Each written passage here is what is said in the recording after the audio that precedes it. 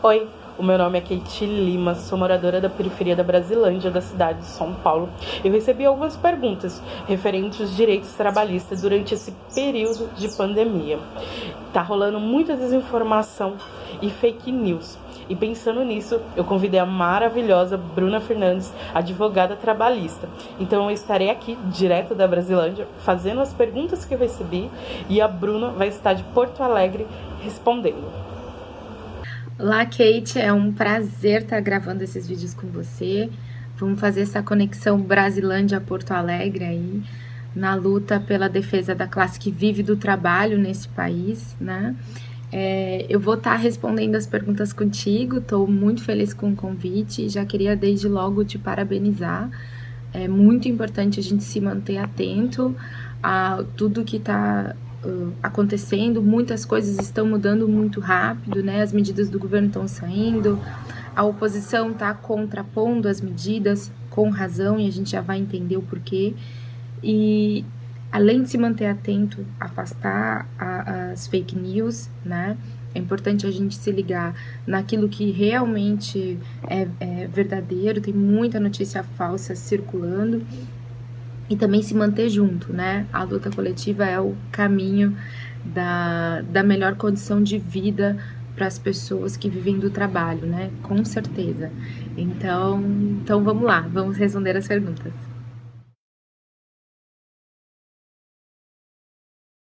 A nossa linha é que não, tá? É que esse trabalhador não seja obrigado a trabalhar se ele não for de uma atividade essencial. Só que o que tem acontecido no Brasil é um grande desalinhamento sobre esse assunto, tá? O governo federal determinou quais são os serviços essenciais, tá? Existe um decreto do executivo que indica aproximadamente 25 atividades que são consideradas essenciais. Aí a gente está falando especialmente de trabalhadores da saúde, da segurança, o setor de alimentação, setor de transporte, né? Então tem ali essas 25 atividades. Acontece que ele não disse o que vai acontecer com as empresas que não são serviços essenciais. A nossa luta tem sido para que sim, para que o isolamento seja de fato um direito, né, de todas as pessoas, porque ele tem uma relação direta com a saúde coletiva, né? Então o empregador também precisa participar dessa frente aí de forma responsável, né? Fechar os estabelecimentos é uma medida de saúde coletiva, tá? Então, a nossa orientação também é no seguinte sentido: se você sabe que o teu trabalho não é de serviço essencial e o teu empregador ainda não fechou o estabelecimento, procure o seu sindicato ou o Ministério Público do Trabalho da sua região para poder denunciar a empresa, né? E também, de repente, o sindicato com o empregador conseguir organizar ou estabelecer medidas para que esse fechamento seja viável. Funcionários de empresas que estão proibidas de funcionar por não ser de serviços essenciais deve continuar indo trabalhar, mesmo com a empresa de portas fechadas? Se a empresa está fechada, se o estabelecimento está fechado, você não é obrigado a ir trabalhar, até porque você não vai conseguir ir trabalhar. Tem que observar o seguinte: se a empresa está com o estabelecimento fechado e você está trabalhando de casa pelo computador, pelo seu celular, então você está fazendo teletrabalho, tá? Não é que você não está trabalhando. Então, por exemplo, professores, né? O estabelecimento de ensino está fechado, mas os professores continuam gravando aulas EAD, mandando trabalhos de casa, corrigindo, dando orientação. Isso é trabalho, então o contrato continua vigente, tá bem? Para os trabalhadores, por exemplo, de loja, de roupa, né, que um vendedor fica difícil fazer teletrabalho, né, porque a atividade demanda ali o contato com o cliente, com a mercadoria, enfim, e a empresa, né, a loja de roupas está fechada, esse trabalhador, então, ele vai estar ou de licença, né, ou ele vai estar com o contrato de trabalho interrompido por outro motivo. Então, o que eu sugiro é que, se você não sabe o que está acontecendo com o seu contrato de trabalho, né? Se você está em casa, não foi demitido, mas não sabe o que aconteceu com o teu contrato de trabalho, que você procure imediatamente o seu sindicato ou um advogado da sua confiança, porque o que pode ter acontecido é algum adiantamento de férias individuais, férias coletivas, né? Ou alguma outra modalidade de interrupção que você precise tá por dentro, né? Para você entender quais são os teus direitos, quais são o que você tá perdendo nessa situação. Então, para você ficar bastante atento. A empresa é obrigada a tomar providências de mudanças de horários para diminuir as chances de contaminação? O empregador tem uma responsabilidade objetiva pela saúde e segurança no trabalho, né? Esse é um dos fundamentos para que, se o empregador pode promover o teletrabalho, né? Se a atividade empresarial permite que ele faça teletrabalho. Se o serviço que ele oferece não é considerado essencial, que ele feche o estabelecimento, né? Então, o fundamento, ele é muito semelhante. O empregador tem responsabilidade para garantir a saúde e a segurança das pessoas que trabalham ali. Então, embora não exista uma regra que determine uma mudança de horário, né, que obrigue o empregador a fazer isso, caso ele possa fazer, isso não dê nenhum prejuízo, né, e ele não faça e as pessoas se contaminem, ou porque são muitas pessoas no espaço fechado, ou porque não tem ventilação, ou até mesmo porque não tem nenhum equipamento de proteção, como máscara, álcool gel, porque não ofereceu sabonete ou uma rotina para a higienização das mãos, porque não higienizou metal, plástico, papel que tenham contato com outras pessoas, porque não afastou imediatamente um trabalhador que apresente qualquer sintoma de gripe. Enfim, se o empregador não adota as medidas e as pessoas adoecem, ele pode ser responsabilizado por isso, tá? A nossa legislação prevê uma responsabilidade por acidentes de trabalho, tá bem? Isso daria, para além do direito da pessoa permanecer afastada em caso de contaminação de Covid-19, um direito de indenização contra um empregador que foi imprudente, né? Um empregador que não moveu esforços para evitar a contaminação no ambiente de trabalho. Então, embora a resposta objetiva seja não tem nada que obrigue uma mudança de horário, mesmo, né, em caso de pandemia, é muito incentivado que o empregador o faça, se possível, para reduzir a quantidade de pessoas no ambiente de trabalho. Isso é uma prática que a gente já sabe que vem sendo adotada em condomínios residenciais, né?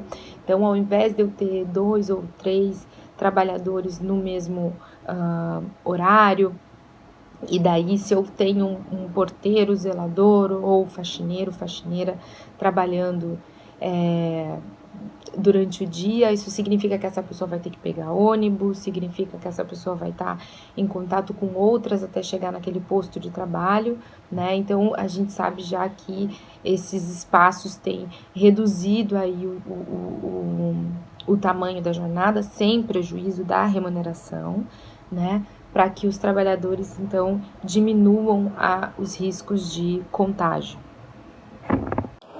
Trabalho em um restaurante que não tem obrigação de fechar durante a quarentena. Não sou do grupo de risco, mas minha mãe está em 4.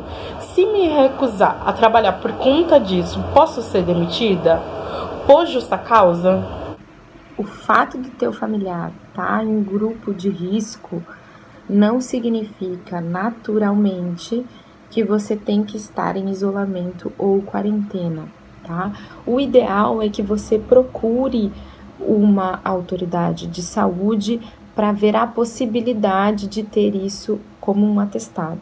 E daí a rotina é a seguinte: se você tem essa decretação de isolamento ou quarentena, você comunica o seu empregador e você entra numa licença remunerada, como se fosse uma licença de saúde, tá?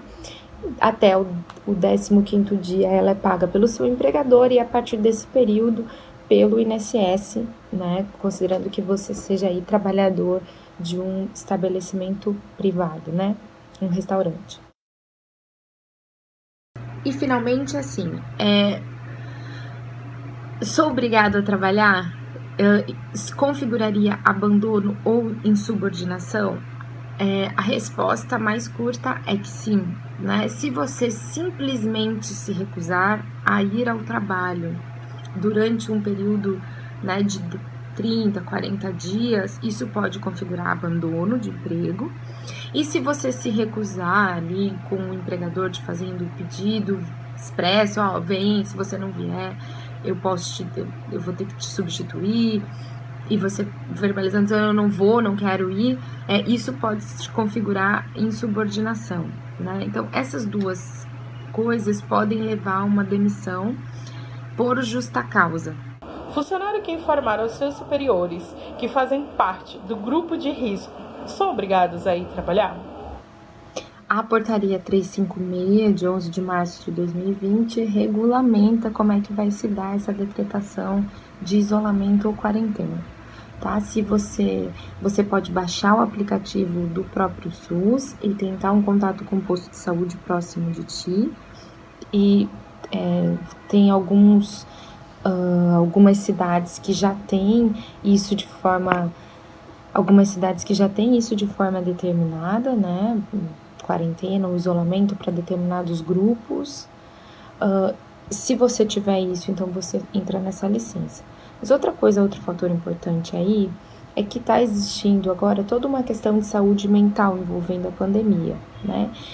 Assim, patologias como ansiedade, depressão, pânico ficam muito vulneráveis nesse momento, especialmente se você tem na família alguém que demande os seus cuidados, alguém que esteja no grupo de risco, né, ou alguém que tem uma saúde muito fragilizada. Então, você pode obter uma licença de saúde que diga respeito a esse medo, a essa incapacidade de voltar ao trabalho, tá? Claro que aqui a gente tem que analisar o caso concreto, né, mas se você tiver aí um laudo ou alguma recomendação nesse sentido, você pode ter acesso à licença sem ter que necessariamente largar o emprego, tá?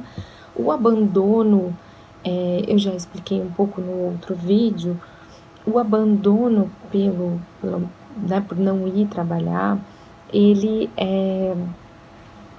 demora um pouco mais de tempo para caracterizar. Então, não ir um dia não significa abandono de emprego, mas é óbvio que se você não apresentar nenhuma justificativa para essas faltas, no futuro pode ter ou abandono ou insubordinação, e isso pode gerar sim uma demissão com justa causa. Sobre a renda básica emergencial, é importante saber que ela foi aprovada pela Câmara dos Deputados no último dia 26 e ela ainda vai para o Senado Federal. Então, algumas coisas podem mudar na forma como ela foi escrita nesse projeto inicial.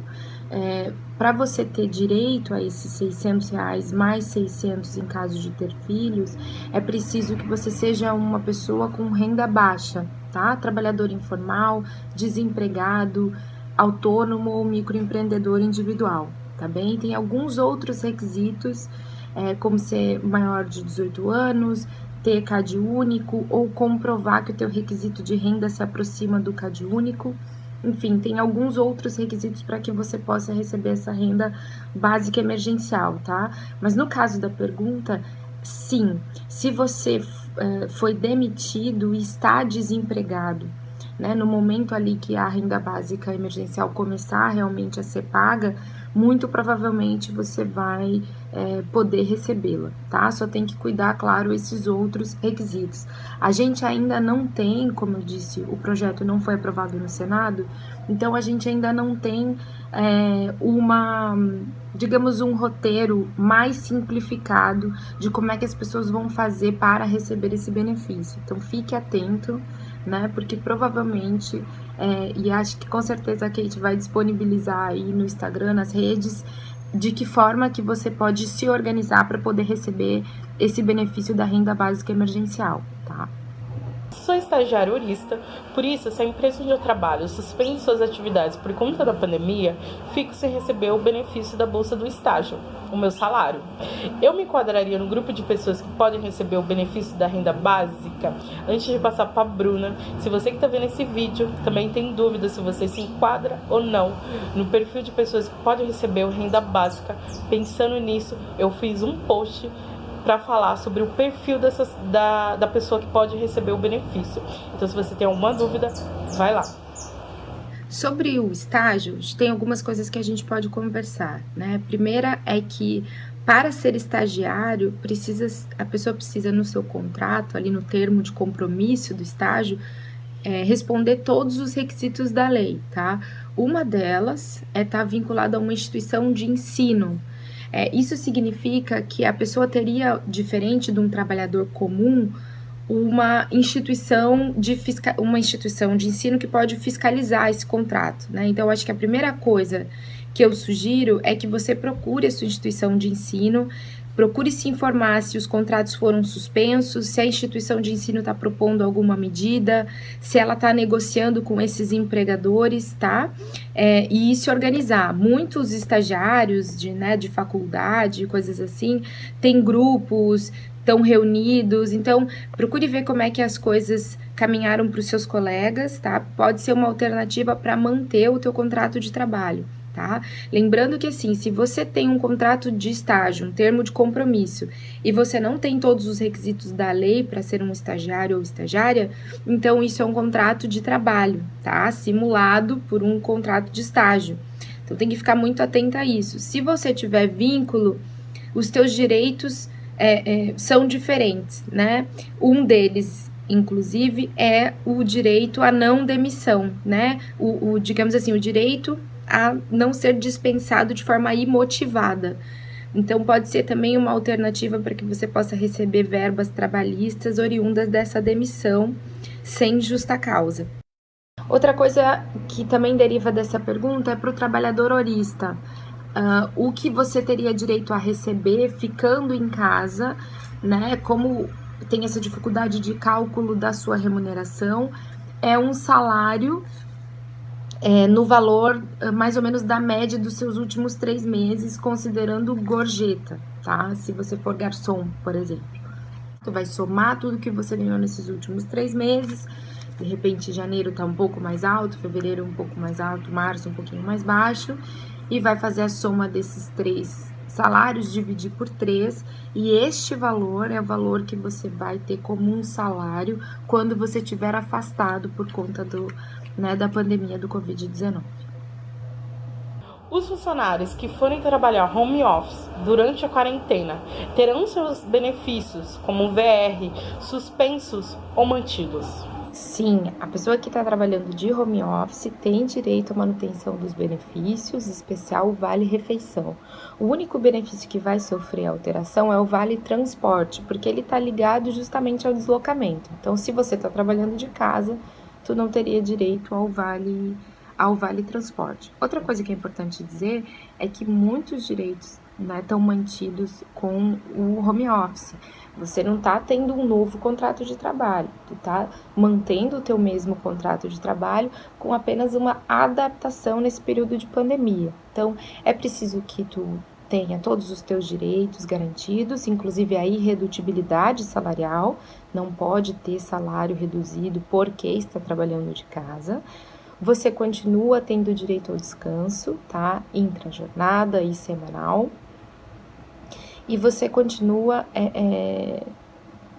Outra coisa que é importante é que esse contrato, ele é temporário, né? Então, na medida em que a pandemia se encerrar, você tem o direito a voltar para as suas atividades presenciais, tá? Outra coisa é que você tem direito a ter um período de adaptação, de mais ou menos uma semana, de repente, até instalar a internet adequada, computador, estação de trabalho. Então, isso é uma coisa que não tem um dia exato, mas tu tem direito a se adaptar a esse teletrabalho.